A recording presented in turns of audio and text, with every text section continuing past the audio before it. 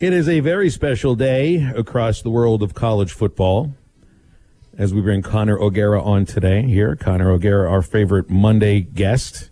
You're not a guest on Mondays, Jason. He's a part of the family. You're part of the show on Mondays, so don't take that personally. He is the senior national columnist for Saturday Down South. And Connor, you know why this is a banner day in college football. This is Connor O'Gara's birthday. Hey, all right. That's right. Happy birthday, Connor. Are they throwing you a parade in downtown Orlando today? Gentlemen, I appreciate that. They're not just yet. We haven't quite reached that level, but it's a goal for when I hit 40. You know, if I haven't gotten to that point yet where that's just kind of assumed, then I'm doing something wrong. But, you know, enjoying the big 3-1 for sure. Hopefully by the time you're 40, you can just they'll just throw you a parade in Disney World because everybody will want to celebrate it by then. So Mondays are bad days for birthdays, though, are they, or are they not? Okay, so I thought about this a lot, and I thought about it even more after you texted me this morning, and I've come to the conclusion I think Wednesday is actually the worst day for a birthday because you get sort of caught in that middle ground of, well, do I celebrate on a Wednesday night or do I celebrate it during the weekend? I don't know. Neither option really sounds great because if you celebrate it too late, it's kind of like, you know, it's kind of already over. It came and went. And then if you celebrate it too early, it's like, yeah, well, my birthday's not for another few days. With Mondays, what you can do is you celebrate it over the weekend and it leads up to the birthday where I got to do stuff on Saturday, I got to do stuff on Sunday, and then today it's still my birthday. And yeah, I'm working pretty much all day. Wife's going to make me a little crab stuffed salmon tonight for dinner. Nothing too crazy or anything on the agenda, but, you know, it's like 3 days that I get as opposed to just the one. So as much as it's kind of a bummer to be like, you know, Mondays are, you know, nobody wants to celebrate that night, you can still justify it with the weekend leading up to it. It kind of extends it. All right. Well, you definitely have put a lot of thought into this. So whatever it is that you got going on tonight, I hope it feels like a Friday night for you. All right, let's get into this stuff involving the SEC and the NFL draft. Of course, I'm more interested in what's going on with the Steelers as a Steelers fan. And they got some SEC guys coming in here. You got a couple from A&M. You got Alabama with Najee Harris. I know Pittsburgh's been ridiculed a little bit for taking just a running back in the first round. Not that it's Najee Harris, but do you think that he is the kind of running back that can be a real, in order to make it really be the first round running back needs to be a star? Is Harris going to be a star? I think he has the ability to. The durability is a little bit of a question mark, and I don't know that he quite has some of that home run playability that you would look for in a running back. Obviously, he can make the viral plays. We've all seen the hurdles a million times, but you know, Najee, what he does best is really have that refined running game where the angles that he takes and the ability to take over a game just kind of wear on you inside and outside of the tackles is what he's going to bring to the table. And as much as I love Benny Snell's in between the tackles type of guy. I mean, he's a little bit more of the throwback. I think Benny Snell would have a much different career if he were playing in 1995 as opposed to today. Whereas today, you kind of need that guy that's going to be able to do it all. I think Najee can catch those dump-offs from Big Ben and make people miss the open field passing game. He really became a complete player by staying his senior year and getting developed by the great Charles Huff, who is now at Marshall, of course. And I think that what he's going to do for the Steelers is bring that blue-collar mentality that you really haven't had the running game. I mean, for a decade, as you know, like that's kind of been the thing that's been lacking. If you're trying to extend Big Ben's career, then yeah, I mean, going after a running back late in the first round, there are worse moves. Connor, I can't even imagine why I would have been asking this question if I would have put myself in today's shoes at the start of the football season. How does Alabama's long snapper get drafted before Dylan Moses? And Moses didn't even get drafted. So how does that happen? Well, Alabama's kicking game this last year was surprisingly good. That's when you know you're done. When Alabama has the kicking game figured out, and part of that was because it's Logan Fletcher, right? I believe that's or Thomas Fletcher.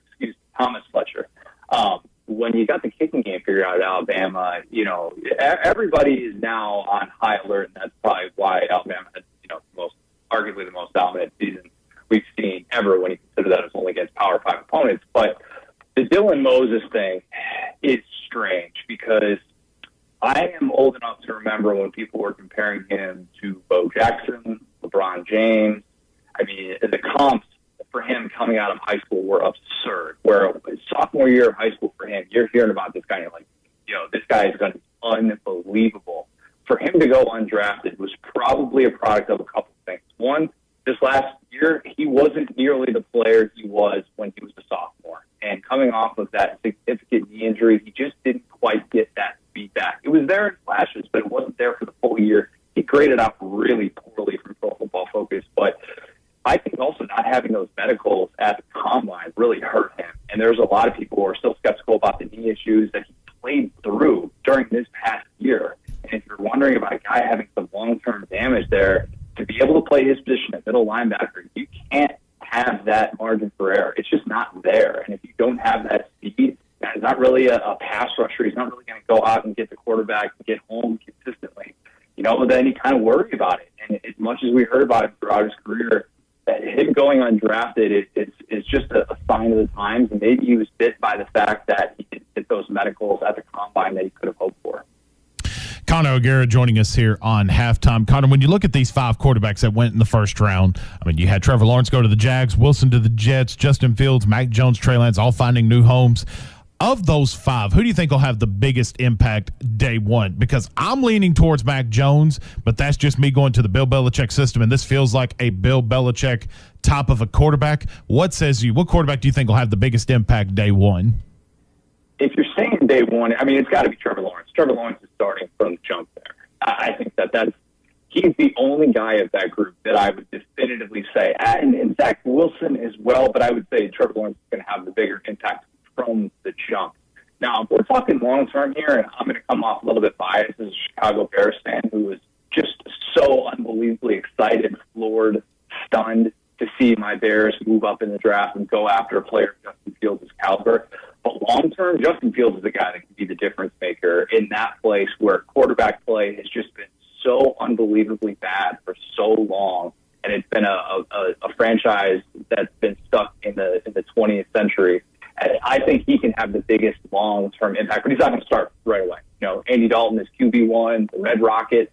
He's ready to go. He's a star, of course. Everybody knows. Probably going to go to a Pro Bowl or 6. I don't know.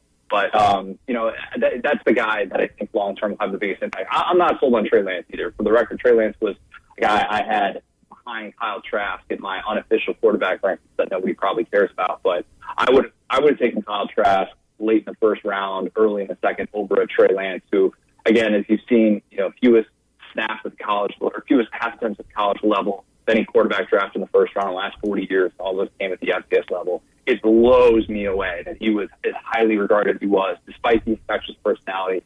I just could not believe that he went as high as he did. Bring it to an Arkansas perspective just for a second before we wrap it up here. Were you surprised that Felipe Franks? To me, I'm not really surprised with Rakeem Boyd going undrafted. I get that with the injury concerns and different things like that.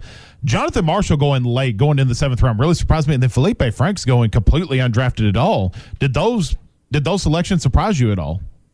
I thought Felipe Franks was going to go at pick number 224 to the Eagles to reunite with his old quarterbacks coach, Brian Johnson, who took that job, left the Florida offensive coordinator role to go be the quarterback coach with the Eagles. A very head-scratching move, some would say. But he's really tight with him. You heard about that a lot leading up to Arkansas's game with Florida, and that relationship is still there. I thought he was going to end up there.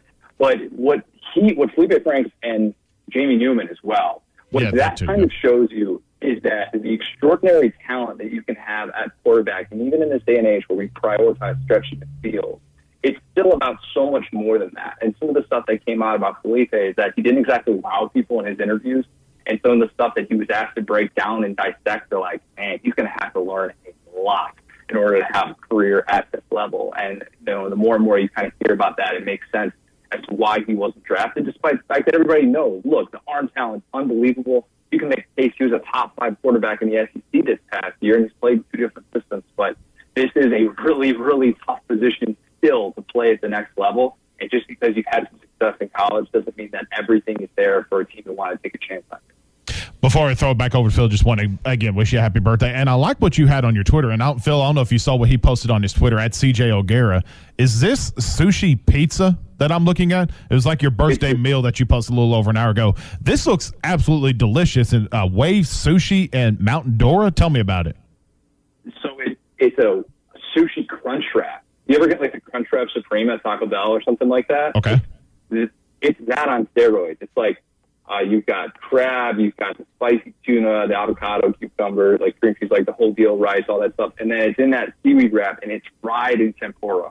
And it is an experience, and an experience unlike any I've ever had eating food. And I'm not even the world's biggest sushi guy, but, I mean, you look at that thing, and you're just like, okay, if I'm going to go all out for my birthday, that's what I want. Last thing here for you, Connor, and I do love the idea of birthday sushi.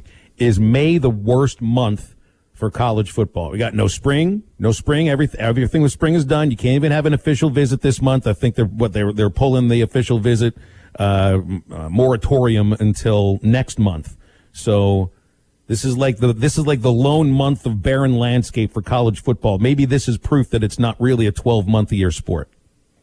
I beg to differ. It's when we get after it. It's when you really earn those dollars. It's the slowest time of year for college football. Correct. That's 100% true. But I like it because May is the month when I can kind of go back and, when you're not doing draft stuff, you're not doing spring football stuff, you can kind of go back into the season and do like some of the stuff of, oh man, like I overlooked this past year. Like this is the time of year last year where I was like, wait a minute, I didn't give Kyle Pitts' 2019 season enough credit. I need to break down some of the things that he's going to be really good at because the guy was doing those things at 18 years old. He's going to take off next year. And I like it because it allows me to kind of dissect a little bit more. But, you're right. It's slow. It's definitely slow. But, it's just time. It's always time to get better. That's what I would say. You sound like me in December with college baseball. You're trying to figure out some stuff. Oh, man. I appreciate your time as always, Connor. Again, have a great birthday. We'll talk next week. Gentlemen, appreciate it.